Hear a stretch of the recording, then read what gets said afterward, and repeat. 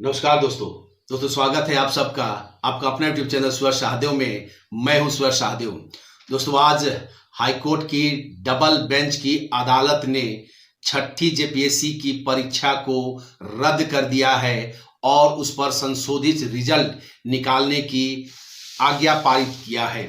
हम सब जानते हैं कि हाईकोर्ट की एकल बेंच ने 2021 में फैसला दिया था कि छठी जेपीएससी परीक्षा को रद्द किया जाए और संशोधित रिजल्ट निकाला जाए। इसको लेकर के जो सफल अभ्यर्थी थे, जो जॉब कर रहे थे, अधिकारी बन चुके थे, उन लोगों ने हाईकोर्ट की डबल बेंच में इस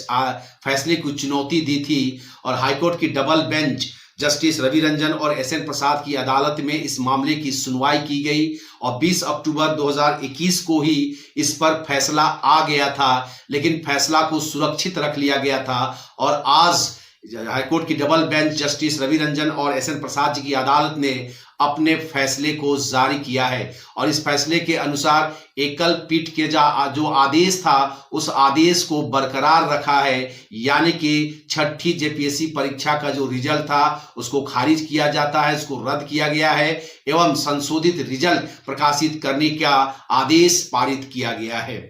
आज 21 साल 22 साल होने जा रहा है दोस्तों झारखंड को एक अलग राज्य बने हुए। यह बहुत ही विडंबना है कि कहा जाता है कि झारखंड के पास अकूत धन संपदा है, यह भारत का रूर है, यानी कि खनिज संपदाओं से भरी हुई यह झारखंड प्रदेश अपने आप में बहुत धनी प्रदेश है, लेकिन इसके धन संपत्ति या कुछ जो माइनिंग है या इनके जो संसाधन है उसका इस्तेमाल सही रूप से नहीं किया जा रहा है। और सही रूप से नहीं करने के कारण कई कारण इस पर आते हैं, यानी कि सक्षम अधिकारियों की कमी है, तो कि राजनेताओं में इच्छा शक्ति की कमी है, भ्रष्ट अधिकारी इसमें लिप्त हैं या कई और कारण बनते हैं, जिसके कारण झारखंड आज 21 साल के हो जाने के बावजूद भी विकास की राह पर, विकास की डगर पर 21 कदम भी नहीं बढ़ा पाया है। ये जरूर देखा जाता है कि यहाँ के नेताओं का, यहाँ के अधिकारियों का बैंक बैलेंस में लगातार वृद्धि हो रही है। जो विधायक 2000 में अगर चुनाव लड़ा था और आज 2022 से 22 सालों में अगर उस विधायक का 2000 में संपत्ति अगर 1 लाख की थी तो आज उस विधायक की संपत्ति लगभग 21 करोड़ की हो चुकी है। आज कई विधायकों के बड़े बड़े बिजनेस हैं, अस्पताल है, तो म्यूजियम है, बहुत सारे कल कारखानों में भी उनके इन्वेस्ट है। और ऐसे विधायकों की आज यहां पर संपत्ति में 1 गुना 2 गुना नहीं 4-5 गुना की वृद्धि हुई है। लेकिन अगर हम झारखंड की लोगों की बात करें तो झारखंड की लोगों की आय में आज भी बढ़ोतरी नहीं हो पाया है। आज भी झारखंड के लोग गरीबी की दशा को झेलने के लिए विवश हैं और इसका कारण कहीं ना कहीं हम अगर जिम्मेदार ठहराना चाहेंगे तो जिम्मेदार होगी यहाँ के शिक्षा माफियाओं का, अधिकारियों का, और सबसे बड़ा रोल अगर किसी का होगा तो वह राजनेताओं का होगा। झारखंड हमेशा से ही विवादों में रहा है दोस्तों। कभी निर्दलीय मुख्यमंत्री यहाँ पर निर्दलीय विधायक मुख्यमंत्री बन जाता है और करोड़ों का घोटाला सामने आ जाता है, कभी चारा घोटाला हो जाता है, उसमें भी Guinness book of the world records में झारखंड का नाम आ जाता है। और अब अगर हम बात करें तो छात्रों के भविष्य को लेकर के भी अब Guinness book of the world records में झारखंड का नाम आने वाला है। आज 21 साल हो चुका है दोस्तों और इस 21 साल में 21 जेपीएससी की परीक्षा की भी कंडक्ट नहीं कराया जा सका है। मात्र 6 जेपीएससी की परीक्षा कंडक्ट कराई जा सकी थी आज तक और सब के सब एग्जाम कहीं ना कहीं विवाद में ही रहा है। अभी हाल ही में एक साथ 4 जेपीएससी के परीक्षा को कंडक्ट कराया गया, 7वीं 8वीं 9वीं 10वीं, लेकिन यह भी विवादों से भरा हुआ रहा। ऐसे छात्र पास कर गए जो परीक्षा ही नहीं दिए, परीक्षा के दिन अब्सेंट रहे, एक ही रूम से लगातार कई छात्र पास कर गए। इसको लेकर के भी हाईकोर्ट ने उसको रद्द कर दिया था और अब जो संशोधित रिजल्ट उस पर भी आया है उस रिजल्ट में भी हम कई खामियां देखें दोस्तों कि पहले जहां जनरल कैटेगरी स्टूडेंट्स थे उनको मात्र 950 जिनको पास किया गया था तो अब उसमें 1700 लोगों को पास किया गया है, यानी कि संशोधित रिजल्ट को अब जाकर के पास किया गया है, प्रकाशित किया गया है। इसी प्रकार छठी जेपीएससी परीक्षा को लेकर के भी 326 पदों की नियुक्तियों के लिए परीक्षा ली गई थी, उस पर भी आरोप लगाए गए थे। यानी कि उस पर आरोप यह लगाया गया था कि जो क्वालिफाइंग मार्क्स का जो सब्जेक्ट है हिंदी और इंग्लिश, जो क्वालिफाइंग मार्क्स उस पर लाना था और उस मार्क्स को मुख्य परीक्षा में उसके अंक को नहीं जोड़ा जाना था। लेकिन छठी जेपीएससी परीक्षा का जब रिजल्ट प्रकाशित हुआ, फाइनल रिजल्ट प्रकाशित हुआ, तो मुख्य परीक्षा में क्वालिफाइंग मार्क्स को भी ऐड कर दिया गया और वैसे छात्र पास कर गए जो फेल थे। इसको लेकर के छात्रों ने हाईकोर्ट का रुख किया, तो हाईकोर्ट के सिंगल बेंच ने इसके खिलाफ फैसला दिया, रिजल्ट को खारिज करने का आदेश दिया और कहा कि इस पर संशोधित रिजल्ट पेश किया जाए। लेकिन जिन 326 छात्र जो पास हुए थे, सफल हुए थे, उन लोगों ने इस मामले को लेकर के हाईकोर्ट चले गए और हाईकोर्ट के डबल बेंच में इसकी सुनवाई हुई। वहां इन लोगों ने, छात्रों ने, 326 छात्र जो सफल हुए थे, उन लोगों का तर्क था कि कोई भी घपला या कोई भी गड़बड़ी ये छठी जेपीएससी परीक्षा में नहीं की गई है, क्योंकि छठी जेपीएससी परीक्षा की जो विज्ञापन निकाला गया था उसमें 1050 अंक के लिए निकाला गया था। अगर क्वालिफाइंग मार्क्स के 100 अंक को नहीं जोड़ा जाता तो कुल मार्क्स 950 ही होता, अतः 950 में 100 अंक जोड़ करके 6 सब्जेक्ट के लिए जोड़ा गया था, वो 1050 होता था। इसको लेकर के उन लोगों ने डबल बेंच में चैलेंज किया था। डबल बेंच में सुनवाई करते हुए इस पर अपना फैसला दिया है और उसको रद्द कर दिया गया है। हम सब जानते हैं दोस्तों कि झारखंड को सबसे पहला जेपीएससी की जो परीक्षा हुई थी 2003 में, जो 64 पदों के लिए परीक्षा हुई थी, उसमें भी घपला आया था, उसमें भी विवाद हुआ था। उस पर जो विवाद था, आंसर शीट की जांच भी नहीं हुई थी और उस पर नंबर मिल गए थे। आंसर शीट में परीक्षक का साइन नहीं था, तो कई प्रकार के उस पर भी घपला का आरोप लगा था और वो भी कोर्ट पर मामला गया था। अगर हम बात करेंगे सेकंड में, तो सेकंड में भी हाईकोर्ट में चला गया था। उस पर नेताओं का, राजनेताओं के रिश्तेदारों को और अधिकारियों के रिश्तेदारों को नौकरी देने की उस पर आरोप लगाया गया था और यह मामला निगरानी विभाग को गया था, फिर हाईकोर्ट सीबीआई को गया था। अब यह मामला सुप्रीम कोर्ट में है और उस समय में जो अधिकारी जो बने गए थे 172 जो 5 में जो चुने गए थे, जो लोग, जो सफल अभ्यर्थी, वे लोग आज अधिकारी बनकर काम कर रहे हैं, लेकिन यह मामला आज भी सुप्रीम कोर्ट में लंबित है। तीसरी बार जो जांच की जब परीक्षा ली गई थी, उस परीक्षा में भी आरोप विवाद में रहा था, आरोप लगाया गया था, लेकिन इसकी जांच की आदेश नहीं दी गई थी, उस पर जांच नहीं हुई थी। अगर हम फोर्थ की बात करें तो फोर्थ में भी आपका घपला हुआ था, उस पर भी जांच का आदेश दिया गया था। सिक्स्थ में भी घपला हुआ, फिफ्थ में भी घपला हुआ, फिफ्थ में पीटी में आरक्षण को लेकर के घपला हुआ है। यानी कि अगर हम बात करें दोस्तों, तो आज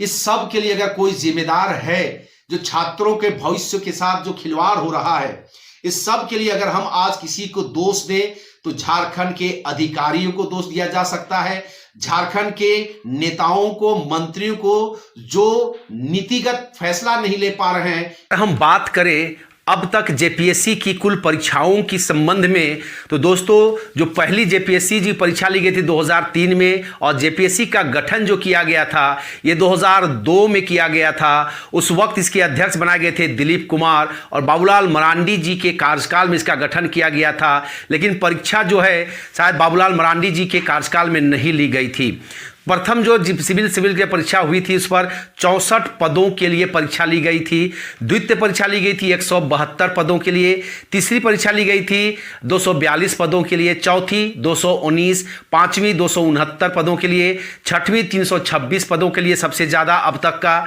और सातवीं, आठवीं, नौवीं और 10वीं जो हेमंत सोरेन की सरकार ने एक साथ 4 बार की जो परीक्षा ली है, उस परीक्षा में कुल पदों की संख्या थी 252। अगर हम टोटल पदों की संख्या को जोड़ दें तो ये होता है 1544 पद। यानी कि 21 साल में अब तक झारखंड 2100 अधिकारी भी नहीं बना पाई है, उनकी नियुक्ति नहीं कर पाई है। यह बहुत ही विडंबना है दोस्तों कि परीक्षा समय पर नहीं होने के कारण और हर साल नहीं होने के कारण बहुत सारे ऐसे छात्र जो मेधावी हैं, जो इसकी तैयारी करते थे, लेकिन परीक्षा नहीं होने के कारण, उम्र निकल जाने के कारण अब वो इस परीक्षा से बाहर हो गए हैं और बेरोजगार बनकर छोटे मोटे धंधे करने के लिए विवश है। दोस्तों यह झारखंड की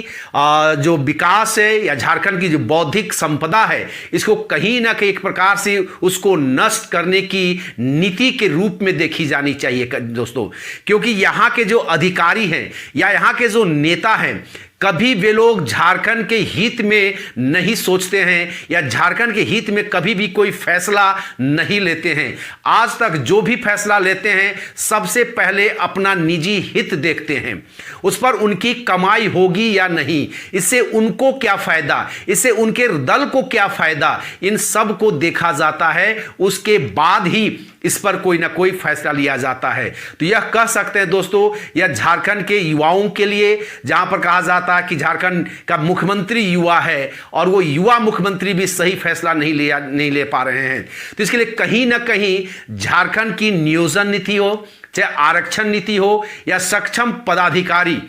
इन लोगों की कमी के कारण, इन लोगों की विजन की कमी के कारण ही आज जो यहाँ के छात्र जो समस्याओं का सामना कर रहे हैं, इनका देन यही अधिकारी और यही नेता को जाता है, इनका दोष जाता है दोस्तों। क्योंकि अगर झारखंड का नियोजन नीति सही रूप से बनाया जाए, अगर झारखंड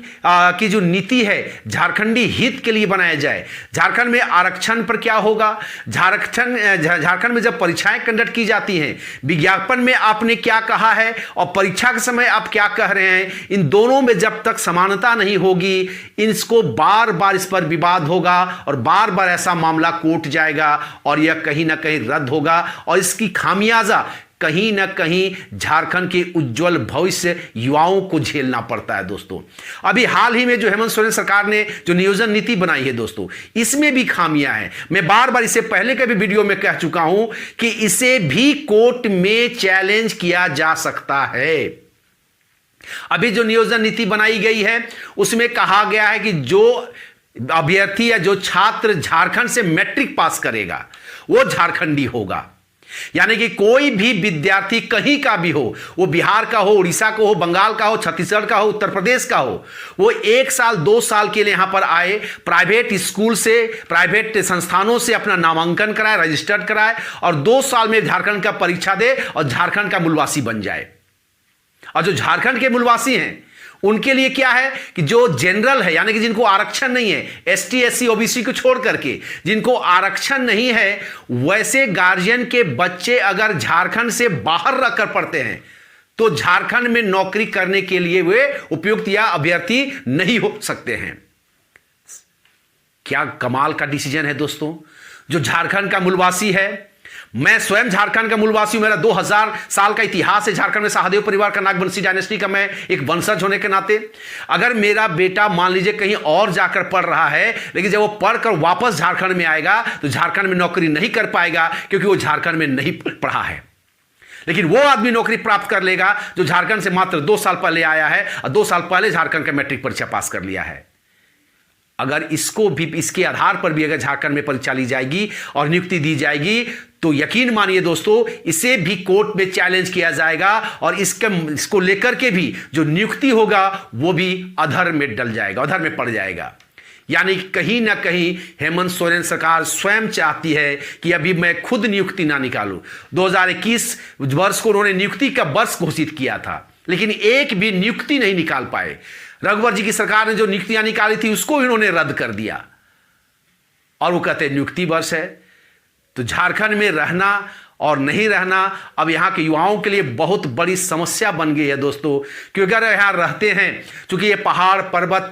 पहाड़ों का क्षेत्र है, यहाँ खेती लायक भूमि कम है, इंडस्ट्री भी है, तो आज बिजली की कमी के कारण आज नेतागिरी इतना ज्यादा हो रहा है, उग्रवाद इतना ज्यादा प्रभावित हो रहा है, जिसके कारण इंडस्ट्री भी सही ढंग से नहीं चल रहे हैं। उन इंडस्ट्री में भी वैसे लोगों को नौकरी नहीं मिल रहा है। बाहर के लोग ही आज यहाँ पर ज्यादा आकर के नौकरी कर रहे हैं और यहाँ के जो आदिवासी मूलवासी हैं, जो गरीब हैं, पढ़े लिखे हो करके वे आज दूसरे राज्यों में पलायन करके नौकरी करने के लिए बाध्य हैं। और इसके लिए अगर कहीं ना कहीं दोष दिया जा सकता है तो राजनेताओं को दोष दिया जा सकता है, क्योंकि राजनेताओं ने कभी भी यहां के नीति सिद्धांत या नियोजन नीति, चाहे स्थानीय नीति जो है या आरक्षण की नीति है, वो झारखंडियों के हित में नहीं बना पा रहे हैं या नहीं बनाते हैं। आज ये सब सिर्फ अपने धन संपदा को बढ़ाने में व्यस्त हैं। आज प्रत्येक विधायक या नेता जो कल तक चुनाव लड़ते थे, कल तक उनकी संपत्ति कितनी थी, आज उनकी संपत्ति ऐसे कितनी बढ़ गई, इस पर अगर सही रूप से जांच हो जाए तो ये सारे के सारे नेता जेल में होंगे दोस्तों। अतः दोस्तों, यह वीडियो अगर आपको अच्छा लगा हो तो आपसे रिक्वेस्ट होगा इस वीडियो को जरूर लाइक करें, सब्सक्राइब करें और दोस्तों के साथ शेयर करें।